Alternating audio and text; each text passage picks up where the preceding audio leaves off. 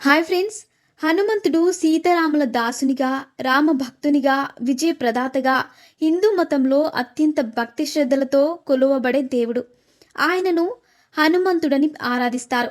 హిందూ మతంలో హనుమంతునికి ఎంతో ప్రాముఖ్యత ఉంది.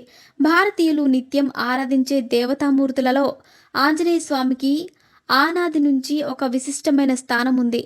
హనుమంతుడు సహవేనుడు, గొప్ప రామభక్తుడు.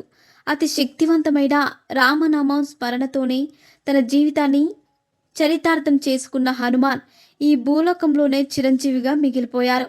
వరంగల్ నగరంలో ఉన్నటువంటి అభయాంజనేయ స్వామికి ఎంతో ప్రత్యేకత ఉంది. ఎక్కడ లేని విధంగా ఈ అభయాంజనేయ స్వామి వారి కాలి కింద శనేశ్వరుడు ఉంటాడు.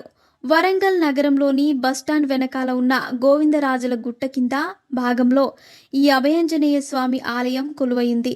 ఈ గోవిందరాజ స్వామికి క్షేత్రపాలకుడిగా ఇక్కడ అభయాంజనేయ స్వామి వెలిశారని ఆలయ అర్చకులు శ్రీకాంత స్వామి తెలిపారు.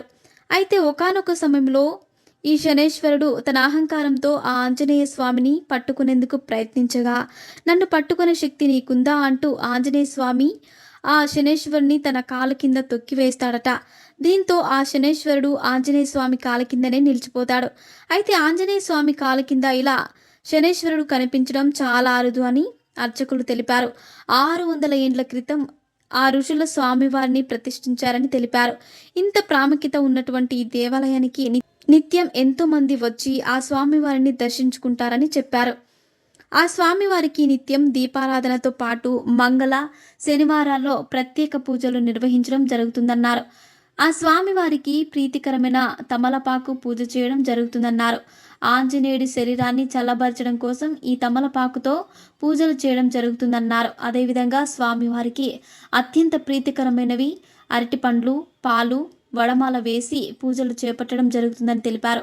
అదేవిధంగా జిల్లెడు పూలతో మాల వేసి పూజలు చేయడం జరుగుతుందన్నారు.